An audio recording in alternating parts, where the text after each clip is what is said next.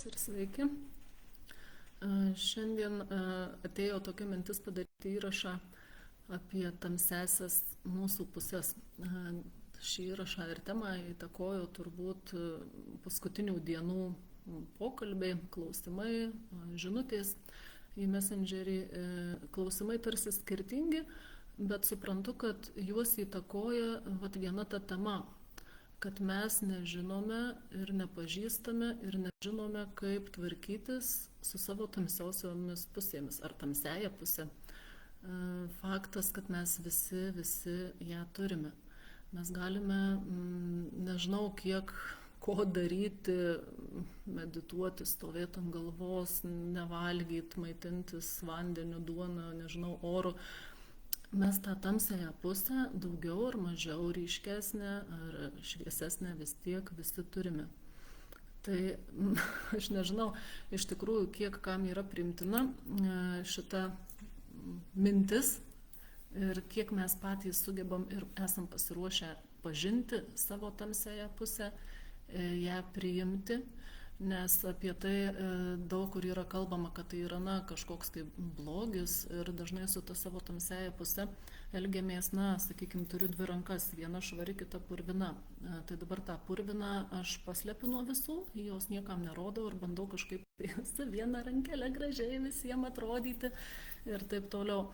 Ir visos, ne visos, ta prasme, bet daug gyvenime problemų kyla iš to, kad mes bandom nuslėpti tai, kas mes esam, kokie mes esam.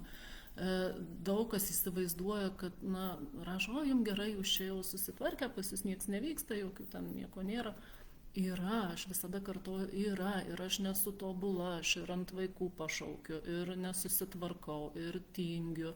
Ir gyvenu normalų gyvenimą, kaip sakote, ir kavą geriu, ir mėsą valgau, jokio požymio link nušvitimo, ta prasme, jokio požymio link kažkokio ten dvasinio mokytojo, kuris viską žino. Aš tikrai ne viską žinau, ne viską susitvarkau savo gyvenime, turiu neišspręstų situacijų. Ir čia ir yra esmė, kada nesistengiu įtilpti į rėmus, kurie sako, tu turi būti tokia. Jei tu jau žmonėm kalbi, jei tu kažką darai, tu turi būti tokia. Ir čia nekalbu tik apie tuos, kurie dalinasi žiniomis, aš kalbu apie gyvenimą, realų gyvenimą šeimoje, su vaikais, su vyru, su finansų trūkumu, su dar kažkuo. Bet tiesiog taip yra gyvenimas ir mes nuolat turime rasti santykį su tuo, kas iki mūsų ateina, kokios situacijos ateina, ką mes su tuo turime daryti, ką mes renkamės daryti. Ir yra daug žmonių, kurie dirba su kitais žmonėmis, ar ne? Sakykime, mokytojai, instruktoriai, joga, masažistai, konsultantai, kaučeriai, psichologai, paslaugas teikiantys kitiems, ar ne, dauguma jų susiduria su tuo, ir aš per tai praėjau, kad ką aš galiu kitiem papasakoti, kaip aš galiu kitiem padėti, jeigu aš pats ar pati savo nepadedu, nes ir pas mane dar vyksta kažkokie tai dalykai, ligos, ten santykių peripetijos, trūkumas kažkoks ar nesusitvarkau. Tai kai mes užsikeliam tą kartelę, žiūrim į tikslą, į jo galutinį tašką, kokio aš norėčiau būti, ką aš turėčiau pasiekti gyvenime. Ir dar to nepasiekiau, dar, matai, dar biškį trūksta kitos tobulybės. Tai vadinasi, jau aš čia, nusiplakime dabar jau, nes dar nepasiekėm to tikslo, užsidarykime, venkime žmonių, nepadėkime, nebendraukime ir, jau galėsim bendrauti, jau kai nušviesim, jau aura pasidarys vaivorykštės spalvų ir tada galėsime eiti į žmonės jau. Ne, yra kitaip, yra dabar gyvenimas, dabar situacijos, dabar realybė, su kuria aš tvarkausi, su kuo aš susiduriu, su kuo aš galiu pasidalinti su jumis, kaip aš tai, ką aš ten dariau. Man labai fainai yra gauti, skaityti laiškų žinutes, kaip jums sekasi tvarkytis, ką jūs pamatėte, suvokėte, kaip jums prasiplėtė požiūris. Nes tai yra laisvė būti savimi, laisvė būti, leisti savo būti ir nežinančiai, ir nemokančiai, ir tinginčiai, ir visokie kitokie, ir ant vaikų rėkiančiai, nesusivaldančiai.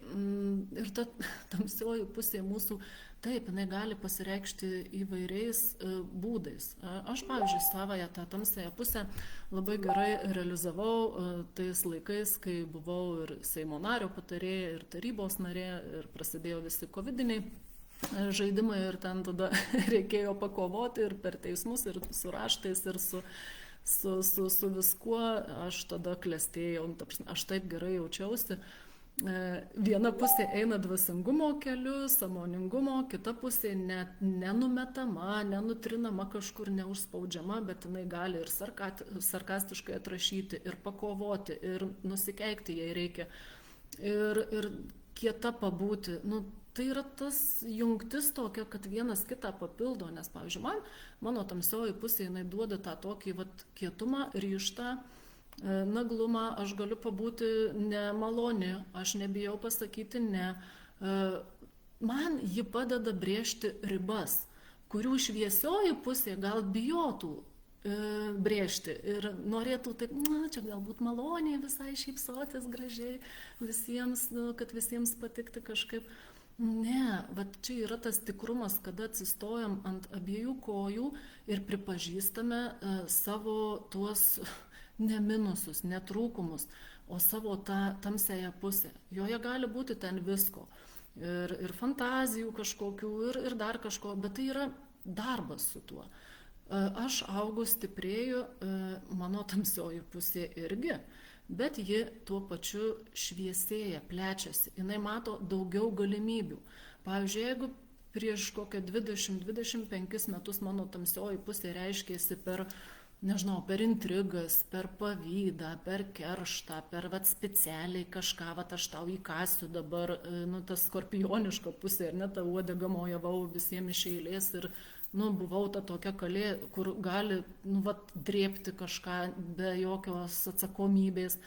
Tai irgi buvo mano tamsioji pusė, bet per tuos metus, kiek aš dirbu su savimi, jinai išlavėjo, irgi ištobulėjo, įgijo šiek tiek išminties ir šiuo metu gali reikštis kitais būdais.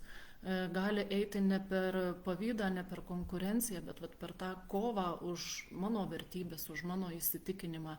Kaip skydas man kartais būna kai kuriuose situacijose, kuriuose aš galiu sakyti stop, nesiartinkit, mano kūnas, siela priklauso man.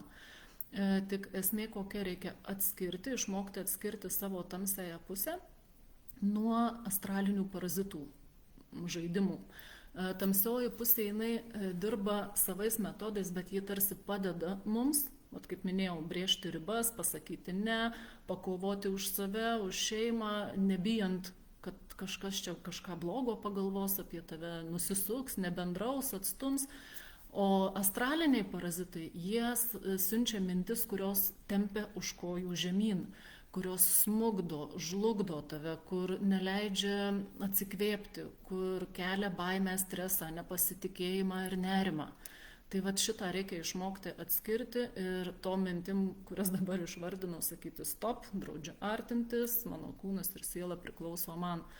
Tai siūlyčiau tokį pratimuką, darbą su savimi, kaip kažkada darėm su pinigų energija, pasižiūrėti, ar ne, kaip jinai atrodo, koks santykis yra. Pasižiūrėkite į savo tamsiąją pusę. Tiesiog galite sakyti, aš noriu pamatyti savo tamsiąją pusę, kaip ji atrodo, kaip jinai jaučiasi, kur ji yra.